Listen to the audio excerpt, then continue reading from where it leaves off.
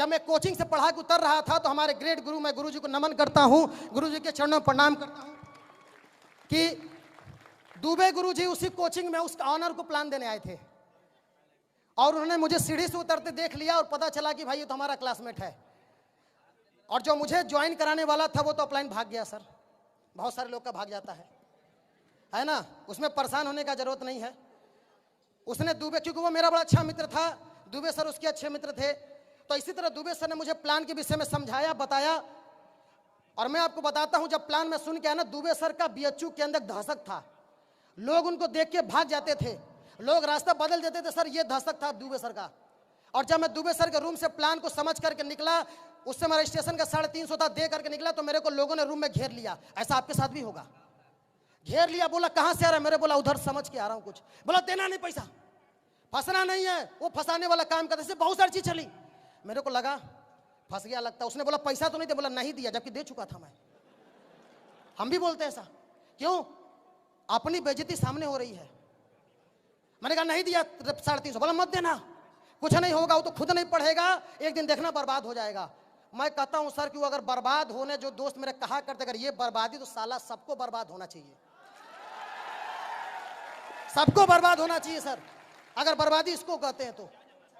उसके बाद दुबे सर का मैं धन्यवाद, बड़ा इन्होंने मुझे दूसरी बार टच किया, तीसरी बार, लेकिन होता फोन ब्लैकलिस्ट में मैंने डाल दिया था, आप लोग भी डालते होंगे। सर ने बहुत मुझे कोशिश की, पकड़ा, एक दिन समझा डाला। उन्होंने एक ही बात बोली कि तू जिससे सजेशन ले रहा है, ठीक है, वो सोच कि उसकी क्या है, हैसियत है, औकात है।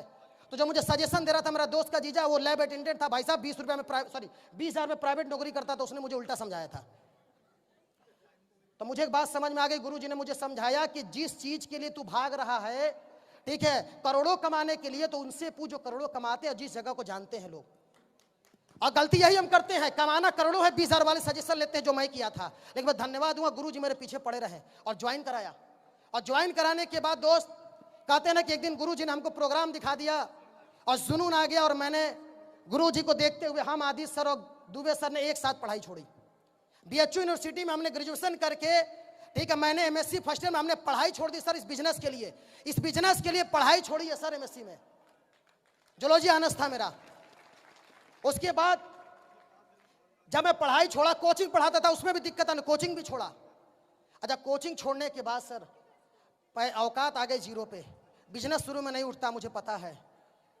और इस बिजनेस में मैं आपको बताऊंगा सर, मुझे इस बिजनेस में बहुत संघर्ष करना पड़ा। 8 महीने लग गए मुझे सिल्वर बनने में। खाली 8 महीने में 10,000 रुपये कमाया। और दुबे सर को मैं कई बार फोन करके बोला और रोया भी हूं सर, क्योंकि यही मुझे लाने वाले थे। किसके सामने रोता? रोया, बोला सर गलत डिसीजन ले लिया छोड़ के। कोचिंग ठीक थी, वो इनकम कुछ तो आती थी, आज सर स्थिति बहुत खराब हो गई है। क्योंकि दुनिया का कोई काम करो, घर वाले पैसा का सपोर्ट कर देंगे, 2 दूनी के 4, जैसे सुने वैसे ही तुमको छोड़ देंगे। सबके साथ होता है सर। उन माँ बाप को मैं कहूंगा सर सपोर्ट करो बेटे का। मेरे को नहीं मिला सपोर्ट, लेकिन बहुत कष्ट हुआ, कैसे कैसे कर करके मैंने कंप्लीट किया सर। और बिजनेस के दौरान मैं बोलूं, बहुत समस्याएं सबके साथ होती है, हमारे साथ भी आई। 1.5 साल लग गए मुझे टोपाज बनने में। 1.5 साल में मैं टोपाज बनाऊं सर। 8 महीने में 10,000 रुपये कमाया था, 1.5 साल में टोपाज बना। बहुत सारे लोग इस जगह पे छोड़ देते, अगर मैं छोड़ दिया होता तो शायद यहां नहीं खड़ा होता।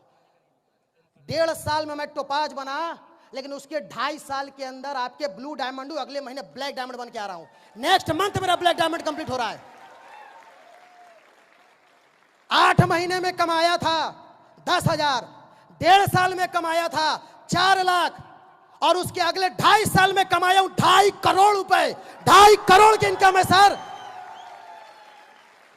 2.5 करोड़। और जो मेरे दोस्त बोला करते थे ना कि कुछ नहीं होता, सर उनको बताना, मेरा पूरे क्लास में 180 का बैच था।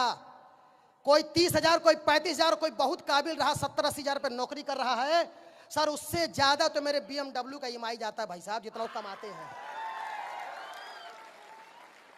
और गुरुजी बोला करते थे कि सर एक दिन गाड़ी आएगी, विदेश घूमेंगे, आपको भी मजाक लगता होगा बहुत सारे लोगों को, ये क्या बोल रहा है, दुबई, थाईलैंड, मलेशिया, मालदीव, ये क्या BMW जगवार चल रही। तो सब एक ही कहानी बताते, BMW जगवार।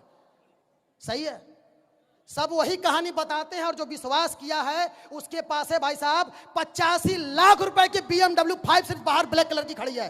मेरी 85 लाख रुपए की BMW 5 सीरीज आई, मेरी आई आपकी भी आएगी, मेरी आई तो आपकी भी आएगी, घबराना नहीं है।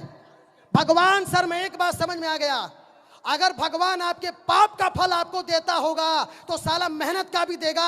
इतना मेहनत करो, इतना मेहनत करो कि ऊपर वाला मजबूर हो जाए देने के लिए। क्योंकि मैंने एक चीज देखी है सर, मैंने श्री कृष्णा देखा, रामायण देखा, बहुत साले वहां पे दानव राक्षस आपने देखे, उनको ताकतवर किसने बनाया?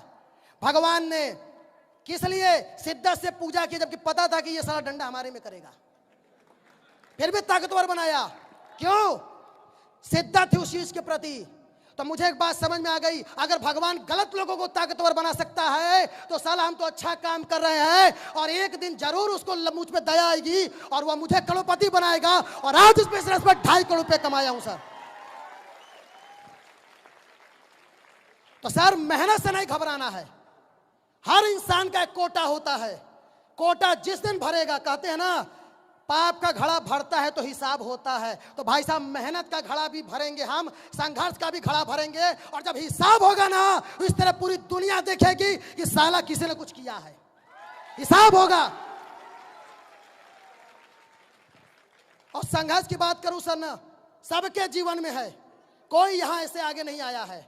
हमें लगता है कि सबसे ज्यादा मेरे साथ गलत हो रहा है, तो गलत तेरे साथ ज्यादा हो रहा है तो मिलेगा भी तुझे ही ज्यादा। जिसके साथ गलत ज्यादा मिलेगा उसको ज्यादा।